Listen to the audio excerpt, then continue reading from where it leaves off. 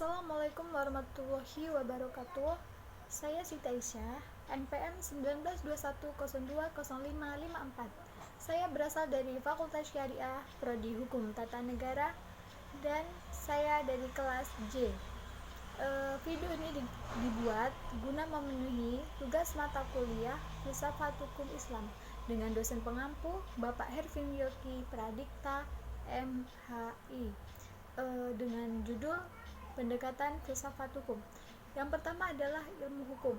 Ada beberapa pendapat mengatakan bahwa filsafat hukum merupakan bagian khusus dari filsafat pada umumnya. Maka berarti filsafat hukum hanya mempelajari hukum secara khusus, sehingga hal-hal non-hukum menjadi tidak relevan dalam pengkajian filsafat hukum. Sebagai filsafat hukum tunduk pada sifat-sifat, cara-cara, dan tujuan-tujuan dari filsafat pada umumnya. Dengan demikian, secara timbal balik antara filsafat hukum dan filsafat saling berhubungan. Secara sederhana, dapat dikatakan bahwa filsafat hukum adalah cabang filsafat, yaitu filsafat tingkah laku atau etika yang mempelajari hakikat hukum. Menurut Purnadi Purbacaraka dan Surjono Sukanto, hukum dapat diartikan sebagai ilmu pengetahuan, disiplin, norma, tata hukum, petugas, keputusan penguasaan, proses pemerintahan, sifat tindak ajak atau perilaku yang teratur, dan yang terakhir adalah jalinan nilai-nilai. Yang kedua adalah ilmu filsafat sosial. Filsafat sosial merupakan cabang filsafat yang mempelajari persoalan kemasyarakatan secara kritis, radikal, dan komprehensif. Menurut Plato dan Aristoteles, susunan kemasyarakatan mencerminkan susunan kosmos yang abadi. Manusia berkewajiban untuk menyesuaikan diri dengan susunan itu dan mentaati demi keselamatannya. Jika tidak, ia menghancurkan dirinya sendiri. Pada abad pertengahan, kemasyarakatan Eropa masih memperlihatkan pada pola dasar yang sama, hanya sekedar mengoreksi terhadap paham Plato dan Aristoteles. Sedangkan paham tentang otonomi kosmos diganti dengan paham heteronominya, yaitu kepercayaan bahwa kosmos tidak berdiri sendiri, tetapi bergantung pada kekuasaan Allah. Dan ketertiban kosmos adalah suatu ketertiban yang telah diciptakan. Yang selanjutnya adalah perubahan hukum dan sosial.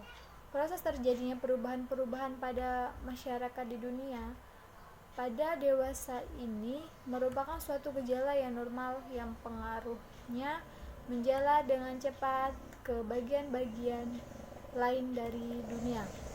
Antara lain, berkat adanya komunikasi modern dengan taraf teknologi yang berkembang dengan pesatnya, penemuan-penemuan baru di bidang teknologi, terjadi suatu revolusi modernisasi pendidikan dan lain-lain. Kejadian yang di suatu tempat dengan cepat dan dapat diketahui oleh masyarakat-masyarakat lain yang bertempat tinggal jauh dari pusat terjadinya peristiwa tersebut. Yang selanjutnya adalah faktor yang mempengaruhi terjadinya perubahan sosial. Pada umumnya, dapat dikatakan bahwa sebab-sebab terjadinya perubahan sosial dapat bersumber pada kemasyarakatan itu sendiri, dan ada yang letaknya di luar masyarakat tersebut, yaitu yang datangnya sebagai pengaruh dari masyarakat lain atau dari alam sekelilingnya. Sebab-sebab yang bersumber dari masyarakat itu sendiri adalah antara lain bertambah atau berkurangnya penduduk, penemuan-penemuan baru yang bertentangan, dan terjadi revolusi. Suatu perubahan sosial dapat bersumber pada sebab-sebab yang berasal dari luar masyarakat tersebut. Misalnya, sebab-sebab yang berasal dari lingkungan alam, peperangan, pengaruh kebudayaan masyarakat lain, dan sebagainya. Sekian video dari saya. Terima kasih.